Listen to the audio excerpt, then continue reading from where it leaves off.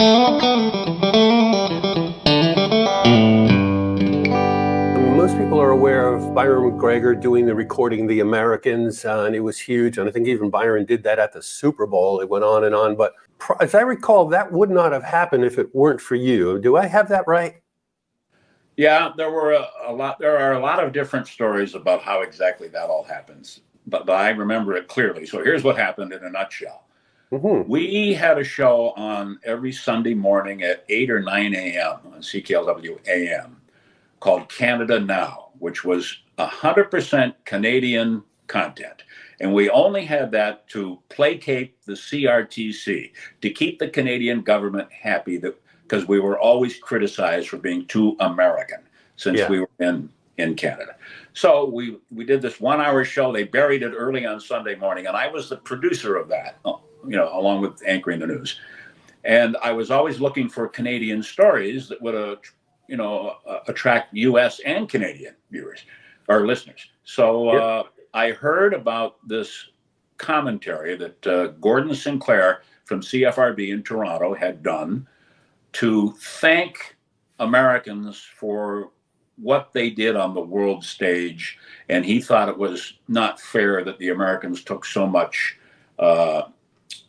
were criticized so much for being, people didn't like Americans because they were so successful, on the world stage. Yeah. So he did it. So I heard about it, and I called up CFRB's newsroom in Toronto, and I was going to ask them if they would send me a copy, and I put it on the show.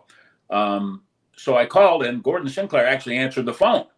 So nice. I told him who I was. He said, "Yeah, sure, I'll send you a copy." I said, "Okay." Well, I thought he was going to send me the audio copy of the actual commentary that he did. He misunderstood me, and he sent me the script.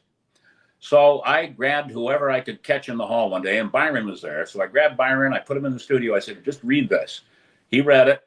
I went in the Rosie Trombley's music library, and I got some Bridge Over Troubled Waters instrumental to put underneath it. We did it, recorded it, put it on the show that day, and then all hell broke loose. Armin Baladian, the record producer over in Detroit, heard it. He got a hold of, I guess, Herb, our general manager, or Byron, and said, "Hey, I want to put that out as a record. It'd be a huge hit." Sure enough, they said, "Okay, let's do that. But, we don't have any rights to this." So we got a hold of Sinclair, and we worked out a deal where, okay, all the money made will go to the American Red Cross. So they recorded it in the studio, put it out, and it was a huge, I don't know, it was 1, 2, 3 million copies. Yeah, at least 3 million. Yeah. That's the first time, because then it came out a second time. Well, they put it on an album then. And they made a whole album, and Randall had written a couple of, and I think Randall and I are listed on that album as co-writers or something.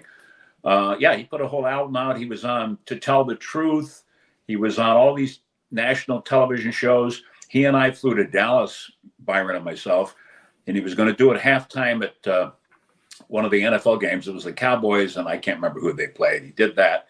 So, it turned out to be a very big thing for him and for the station, and it made money for the Red Cross, and that's how it all happened.